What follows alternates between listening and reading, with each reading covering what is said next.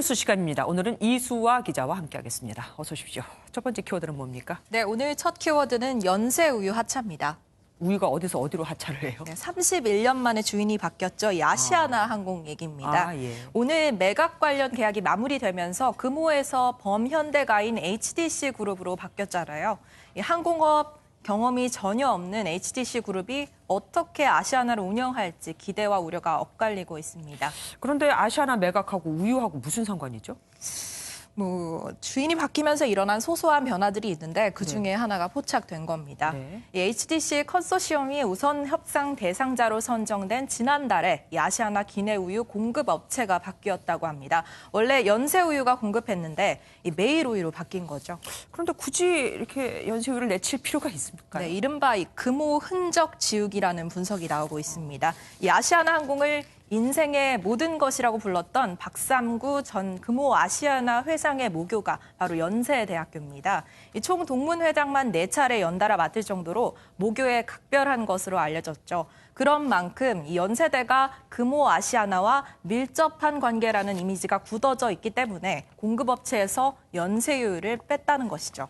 그런데 아시아나 측에서 이렇게 대놓고 얘기할 리는 없잖아요. 네, 물론 아닙니다. 확인해 봤는데요. 이 아시아나 측은 보관이 좀 더 편리한 용기를 사용하는 제품으로 바꿔달라는 승무원 의견을 검토해서 바꾼 것뿐이라는 입장입니다.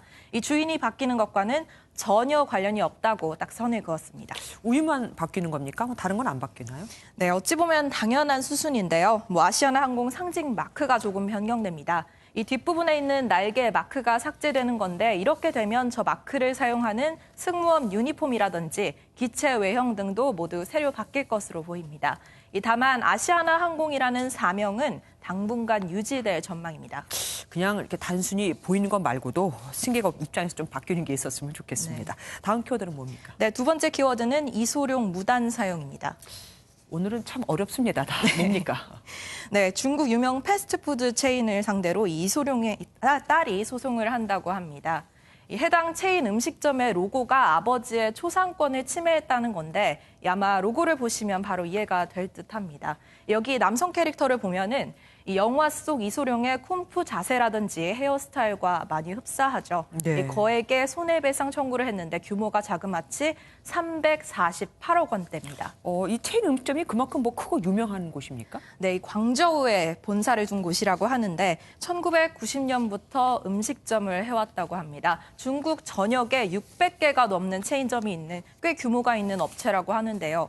이 업체는 이미 2004년부터 해당 로고를 써왔고 국가상표국의 엄격한 심사를 거쳐서 권한을 받은 것이라고 반박했습니다. 15년 동안 별 문제 없이 써왔는데 왜 이제 와서 시비를 거냐는 거죠. 예, 그것도 또 일리는 또 있네요. 네. 갑자기 소송을 한 계기가 그럼 있을까요? 네, 사실 이 이소룡 초상권 문제는 20년 가까이 유니버셜 스튜디오가 초상권을 가지고 있었습니다. 네. 그러다가 지난 2009년에 이소룡 딸이 아버지의 영어 이름을 딴 브루스리 엔터프라이즈를 세우면서 권리를 다시 가져온 거거든요.